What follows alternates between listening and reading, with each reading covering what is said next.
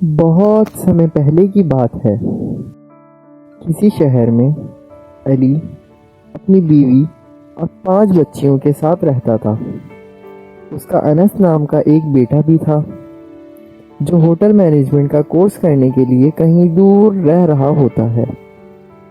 علی بہت ہی غریب تھا اور بڑی مشکل سے گھر چلاتا تھا۔ ایک دن گھر میں راشن نہ ہونے کی وجہ سے اریبہ کا اس سے تھوڑا جھگڑا ہو جاتا ہے۔ میں کیا کروں؟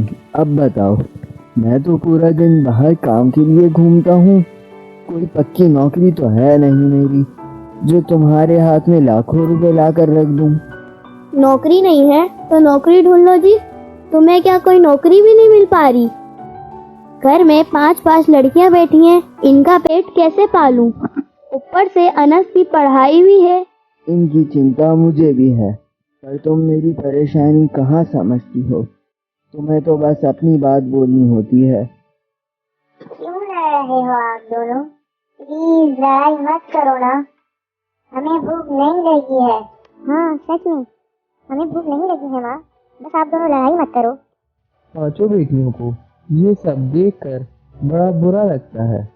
اس کے بعد وہ مل جل کر کچھ کرنے کا سوچتے ہیں اور اگلے دن اپنے ماں باپ کو ایک سموسے کی دکان کھولنے کا بولتی ہیں۔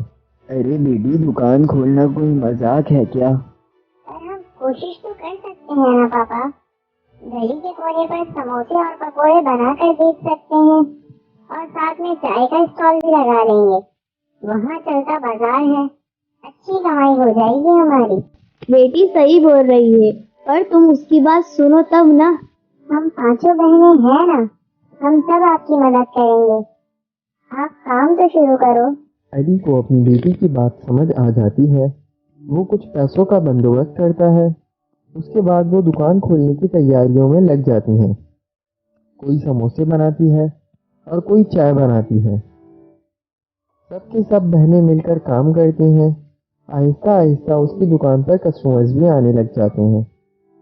علی اپنی بیٹیوں کے ساتھ مل کر دکان چلاتا ہے اور کچھ ہی دنوں میں ان کے گھر کے حالات اچھے ہونے لگ جاتے ہیں اور وہ انس کی پڑھائی کے پیسے جمع کر کے اسے بھیج دیتے ہیں تاکہ وہ آگے کی پڑھائی اچھے سے کر سکے۔ سب بہت اچھے سے چل رہا ہوتا ہے، سب خوشی خوشی رہ رہے ہوتے ہیں، پر ایک دن بہت بڑا حادثہ ہو جاتا ہے۔ ایک دن علی کچھ کام سے باہر گیا ہوتا ہے تو اس کی بیٹیاں ہی دکان سنبھال رہی ہوتی ہیں۔ اسی وقت اچانک سے دکان میں آگ لگ جاتی ہے۔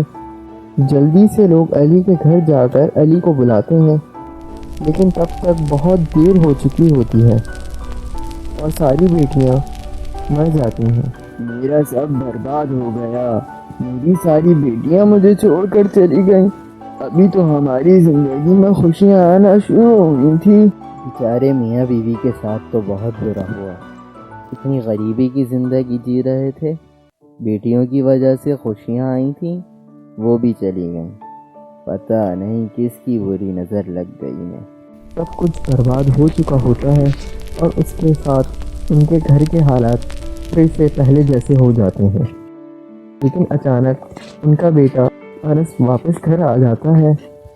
اسے کچھ بھی نہیں پتا ہوتا اس حادثے کے بارے میں، اور وہ اپنی امی سے کہتا ہے کہ میری بہنیں کہاں ہیں، تو وہ پوری کہانی بتاتی ہیں کہ ہمارے ساتھ ایسا ایسا ہوا۔ پھر انس کہتا ہے کہ آپ کو مجھے بتانا چاہیے تھا، آپ لوگوں نے مجھے کیوں نہیں بتایا؟ بیٹا اس لیے تاکہ تمہاری پڑھائی خراب نہ ہو۔ اچھا چلیں، میں آپ دونوں کا خیال رکھوں گا، کیونکہ میرا ہوٹل مینجمنٹ کا کورس اب ختم ہو گیا، اب میں یہاں اچھا سا ریسٹورینٹ کھولوں گا، اب سب کچھ اچھا ہو جائے گا۔ انس جیسا بولتا ہے ویسا ہی ہوتا ہے، ان کی زندگی میں دوبارہ خوشیاں آ جاتی ہیں۔